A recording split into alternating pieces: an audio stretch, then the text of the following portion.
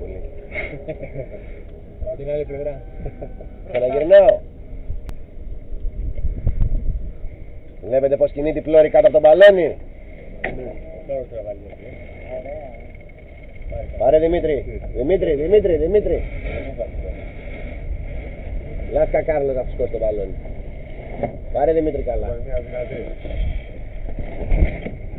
Αυτός είσαι, ξαναφτιάξτε το τώρα. Οδίζω.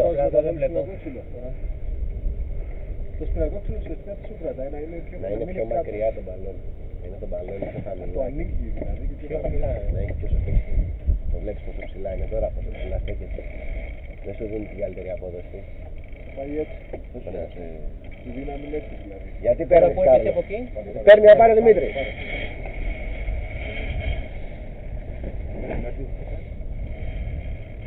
Αυτός είσαι. Έτσι μπράβο. Και ποδίζω κι εγώ τώρα για να πάρει ο Κάρλος. Για να πάρει ο Κάρλος όμως πρέπει να λασκάρει ο Δημήτρη. Πάρε Κάρλος. Αυτός είσαι. Το βλέπετε πως λειτουργεί.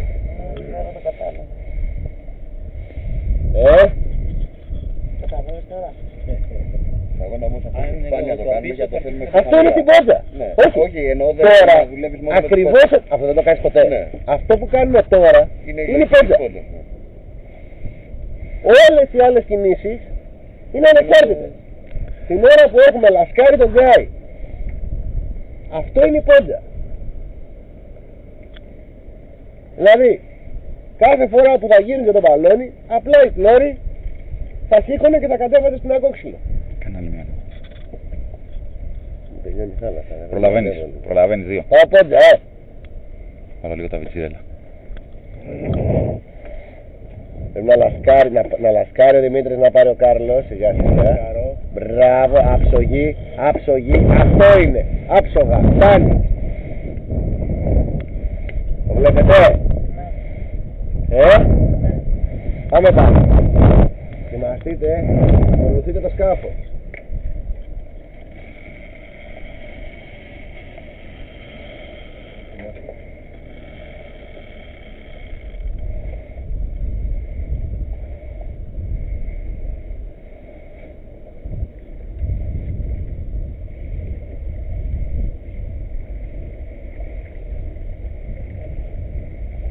Ποιος θέλει να πάρει τώρα? Ποιος πρέπει να πάρει? Δημήτρη.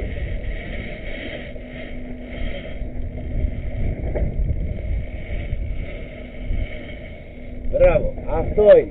Ξαναφτιάξτε το τώρα. Λάσκα Δημήτρη. Μόλις φουσκώσει να το πάρει.